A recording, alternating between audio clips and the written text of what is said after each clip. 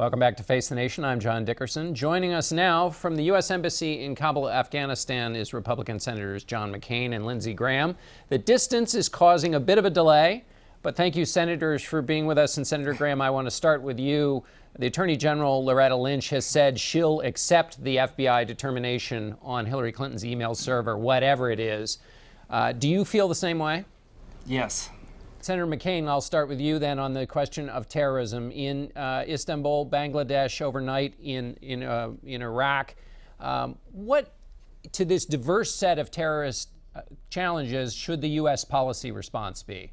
The U.S. response should have been a long time ago not to withdraw everybody from Iraq, and now the president is on the verge of doing the same thing here in Afghanistan, where things are not going well, and he's insisting on cutting the numbers in half while the situation deteriorates. But what he should have done was to remain in Iraq, and while Al-Qaeda went to Syria, became ISIS, and now we see what we are seeing.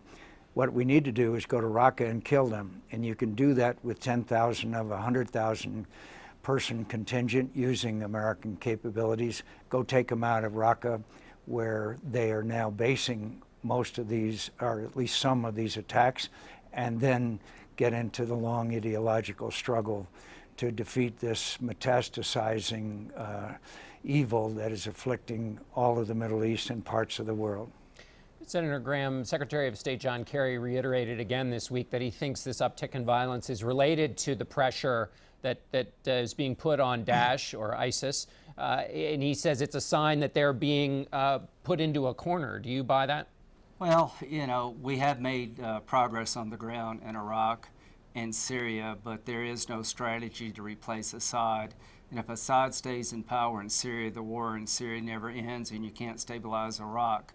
But the one thing I want people to know, if you forget about Afghanistan, you do so at your own peril. This is where 9/11 originated. The president's about to make the most consequential decision of his presidency in a long time about troop levels. Mr. President, this time around, accept sound military advice, lead the 9,800, make it conditions-based, and let the next president, whoever he or she may be, deal with Afghanistan. Please do not cut these troop levels in half. If you do, Afghanistan's going to become Iraq very quickly. And have rules of engagement that we can utilize the full use of American military power. Senator McCain, on that Afghanistan question, the situation there, by some reports, is quite dire. The unity government is in a very shaky state, and the Taliban is making advances. For an American public that has seen 15 plus years of war in Afghanistan, leaving the troops there, it might feel like just throwing good after bad. Well, then that means we have forgotten the lesson of 9/11, and that is that where those attacks came from, and that was a base here in Afghanistan. We cannot afford to consign Afghanistan to that status again. And of course, if we leave and these forces take over, then there will be further attacks on the United States of America. By the way, there's going to be further attacks on the United States of America as long as they have a base in Syria, but then they'll have another base in Afghanistan. Senator Graham, I want to ask you about Turkey. A year ago, a lot of analysts would say that Turkey was sort of turning a blind eye to ISIS. A lot of the fighters went through, almost all of them were going through Turkey, and that Turkey was an enabler, as one person put it. Where now do you think Turkey is in terms of the fight against ISIS? Moving in the right direction. I want to give the administration credit for getting Turkey more on board. But this attack you saw in Turkey is just a symptom of a greater problem. But Turkey was antagonistic toward Israel. Now we have a new relationship between Turkey and Israel, so that's a good sign.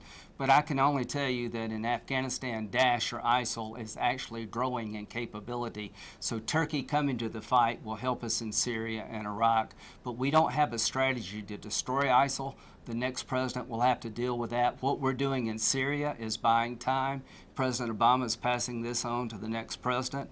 And I hope to God we don't get hit in the United States from an attack planned in Syria like you saw in Turkey. And I'm afraid that's going to happen if we don't speed up the demise of ISIL. Senator McCain, Senator Graham just mentioned the next president. We've talked about some pretty complex issues here which will face that next president. Would Donald Trump or Hillary Clinton be better in handling those issues?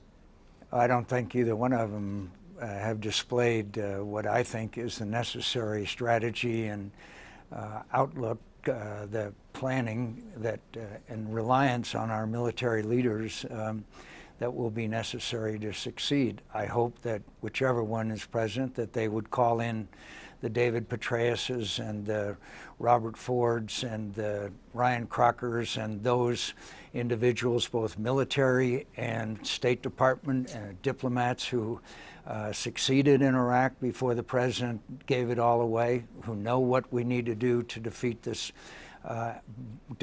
threat, both militarily and diplomatically in other ways. And either one of them should call them in and do what they recommend. And that way we can still succeed, because America is still the strongest nation on earth. If I may add, John. Hold on, let me just follow up. John, I think both Clinton. I'm sorry. Senator McCain, you mentioned a number of advisors there. I noticed that a number of your advisors, Randy Schuneman, Kissinger, Armitage, Crystal, Kagan, James Woolsey, have all either had serious questions about Trump or are openly against him. And I wondered why you're supporting Donald Trump, given your reservations and the reservations of the people you trust. Well, as I've said, I would support the nominee of the party. I have strong disagreements, and we've just been through several of them.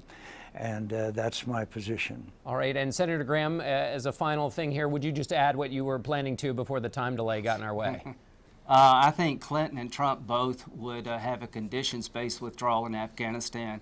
When it comes to Syria, when Trump says it's okay for Assad to stay, that tells me he has no idea what that means for the region. Israel is in great threat from Iran. Iran is arming Hezbollah with precision-guided missiles. The trip from Israel was very unnerving, to say the least. So the Syrian civil war is having an effect throughout the region. Mr. Trump, when you said Assad should stay, you need to rethink that. As to Secretary Clinton, she says she wants a no-fly zone in Syria. That is a great step in the right direction. All right, Senators, thank you so much for being with us. Happy 4th of July, and we'll be right back with our 4th of July book panel.